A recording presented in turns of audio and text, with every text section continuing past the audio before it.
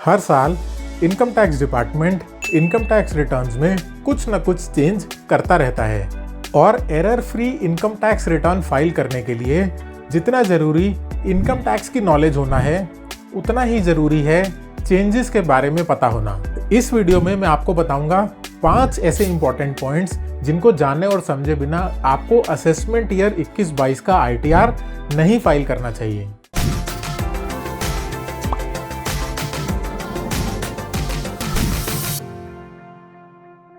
Hello everyone, मेरा नाम है CA गुरप्रीत सिंह भल्ला और आप देख रहे हैं कंसल्ट गुरप्रीत।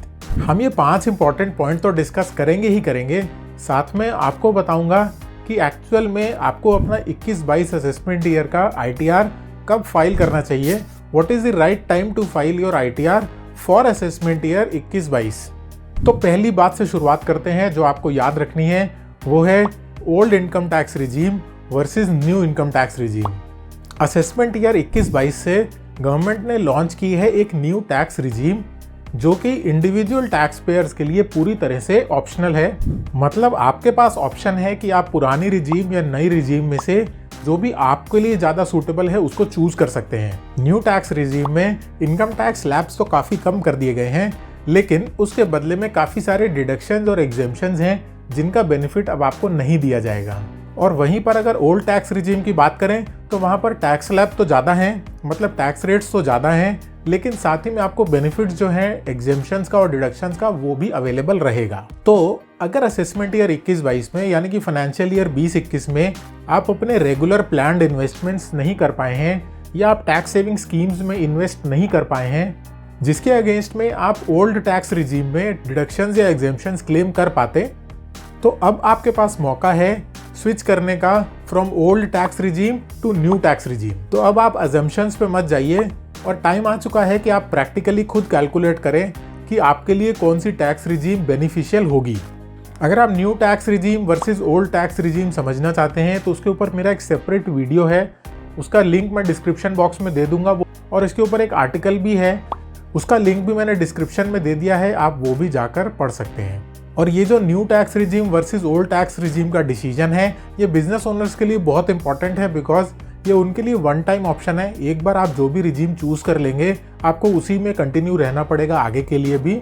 हालांकि इंडिविजुअल टैक्स पेयर्स के लिए ये ऑप्शन हर साल अवेलेबल रहेगा। अब दूसरे इंपॉर्टेंट पॉइंट पर आते हैं। हम लोग जनरली अपना इनकम टैक्स कब पे करते हैं? जब हम अपना ITR फाइल करते हैं। और नॉन ऑडिट केसेस में असेसमेंट ईयर 21-22 का ITR फाइल करने की ड्यू डेट क्या है? ITR फाइल करने की ड्यू डेट है 30 सितंबर 2021। तो इसका मतलब कि मुझे जो भी टैक्सेस पे करने हैं या मैं जो भी टैक्सेस पे करूंगा वो कब तक पे करूंगा? जब मैं अपना रिटर्न फाइल करूंगा। अगर मैंने 30 सितंबर को अपना रिटर्न फाइल किया तो मैं जो टैक्स पे करूंगा वो 30 सितंबर को पे करूंगा, राइट? असेसमेंट ईयर 21-22 के ITR को फाइल करने की डेट को तो एक्सटेंड कर दिया गया है फ्रॉम 31 जुलाई टू 30 सितंबर, लेकिन इसका मतलब ये नहीं है कि टैक्स पेमेंट की डेट को भी एक्सटेंड किया गया है। जैसे कि अगर हम एडवांस टैक्स की बात करें तो एडवांस टैक्स आपको जो भी ओरिजिनल ड्यू डेट्स पर डिपॉजिट करना होता है उनकी डेट्स को एक्सटेंड नहीं किया गया है। तो अगर आपने कोई भी एडवांस टैक्स का इंस्टॉलमेंट नहीं पे किया है तो उस केस में आपको ओरिजिनल डेट से या ओरिजिनल डेट ऑफ डिले से इंटरेस्ट पे करना पड़ेगा। और आप जितना लेट अपना रिटर्न फाइल करेंगे, जितना लेट अपने टैक्सेस को पे करेंगे, उतना आपको इंटरेस्ट ज़्यादा देना पड़ेगा। और अगर हम बात करते हैं सेल्फ असेसमेंट टैक्स की, तो सेल्फ असेसमेंट टैक्स के केस में CBDT ने इंटरेस्ट अंडर सेक्शन 234A में कुछ रिलैक्सेशन तो दिया है। जब आपका सेल्फ असेसमेंट टैक्स TDS और एडवांस टैक्स डिडक्ट करने के बाद 1 लाख रुपए से कम आए, तो इसका मतलब ये है कि अगर रिटर्न भरने के टाइम पर आपकी सेल्फ असेसमेंट टैक्स की लायबिलिटी 1 लाख रुपए से ज़्यादा आती है तो आपको सेक्शन 234A में पूरा इंटरेस्ट पे करना पड़ेगा। इसके अलावा सेक्शन 234B और सेक्शन 234C का भी इंटरेस्ट आपके ऊपर लग सकता है, लेकिन इंटरेस्ट बचाने के चक्कर में जल्दबाजी मत करिए। पूरा वीडियो देखिए क्योंकि मैं आपको बताने वाला हूं कि आइडियली क्या सही समय है आपके लिए आपका ITR फाइल करने का। और मैं ऐसा क्यों कह रहा हूं ये बात मैं आपको प्रॉपर रीजंस के साथ एक्सप्लेन करूंगा। उसके बाद आ जाते हैं थर्ड इंपॉर्टेंट पॉइंट पे, वो है changes in income tax return forms. इसमें हमेशा दो एस्पेक्ट्स आपको ध्यान रखने होते हैं। पहला कि कौन सा ITR फॉर्म किसके ऊपर एप्लीकेबल होता है, आप कौन सा ITR फॉर्म भरने के लिए एलिजिबल हैं।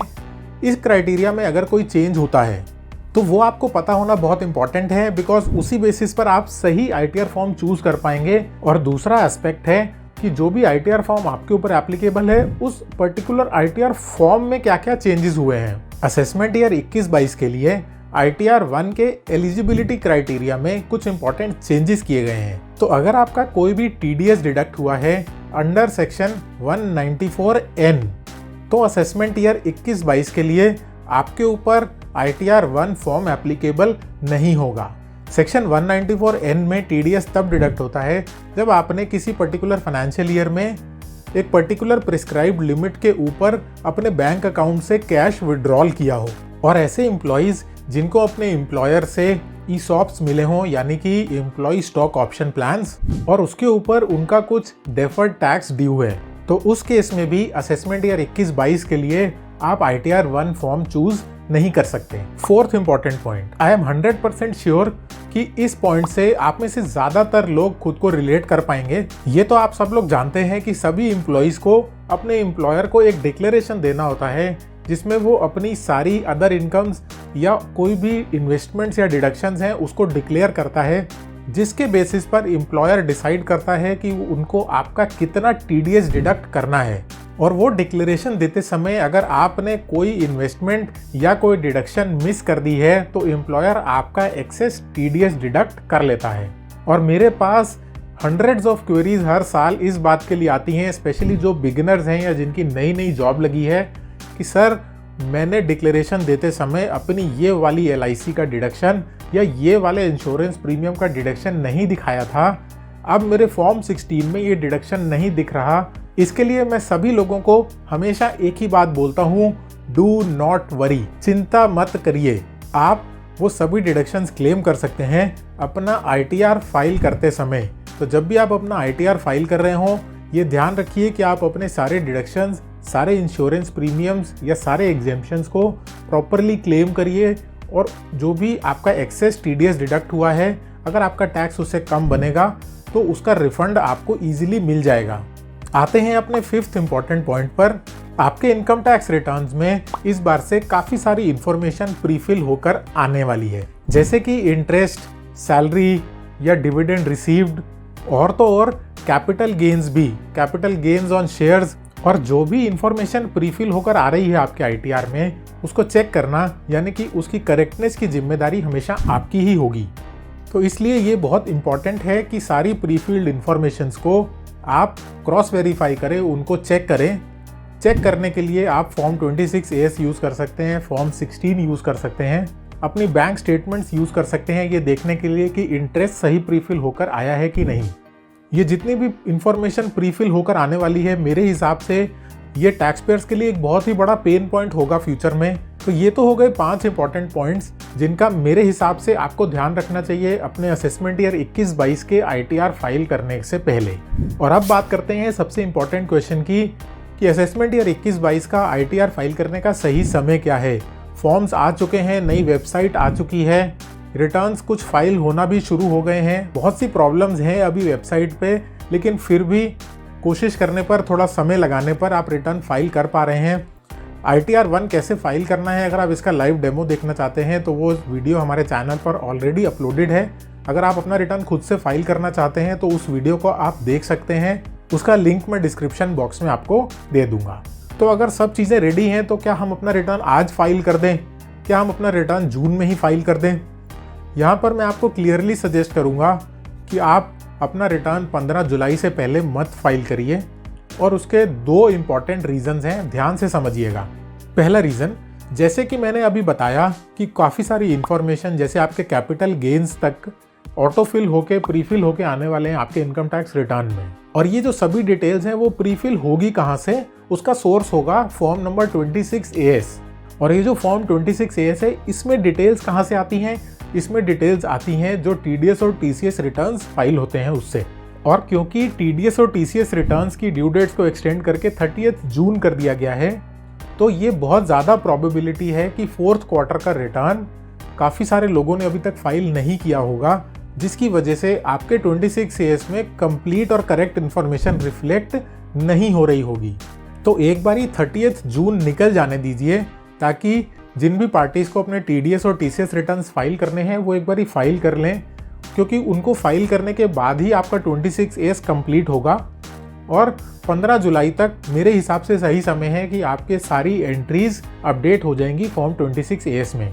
और इसका दूसरा रीज़न है, जो कि पहले रीज़न से भी ज़्यादा इंपॉर्टेंट रीज़न है आज की प्रेजेंट सिनेरियो में, नया income tax e filing portal. नया income tax e filing portal अभी उतना मैच्योर नहीं है, तो इसलिए बहुत से लोगों को प्रॉब्लम्स आ रही हैं और काफ़ी सारे लोग अपने इनकम टैक्स रिटर्न अभी फाइल ही नहीं कर पा रहे हैं। और उसका एक बहुत बड़ा रीज़न है कि उसमें बहुत सी बेसिक फैसिलिटीज़ ही नहीं है, जैसे पासवर्ड नहीं रीसेट हो रहा, DSC नहीं रजिस्टर्ड हो रहा, और ऐसी n नंबर ऑफ प्रॉब्लम्स हैं अभी जो नए पोर्टल पर चल रही हैं, जिनका कोई सॉल्यूशन अभी जल्दी जल्दी होते हुए मुझे दिख नहीं रहा।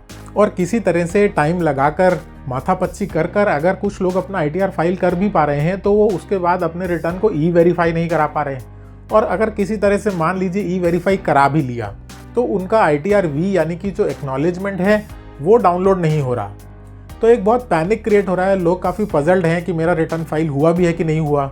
Let the portal settle down, एक बार सब कुछ सही हो जाने देते हैं, क्योंकि अभी बहुत टाइम है, 30 सितंबर तक हम अपने रिटर्न्स फाइल कर सकते हैं।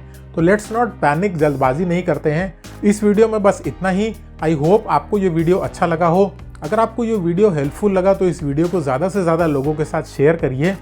चैनल को सब्सक्राइब करना मत भूलिएगा इसी तरह के और इंटरेस्टिंग और इम्पॉर्टेंट वीडियोज़ के लिए, और बेल आइकन ज़रूर प्रेस करिए ताकि मैं जब भी कोई वीडियो अपलोड करूँ तो आप वो वीडियो मिस ना करें। Thank you so much for watching the video.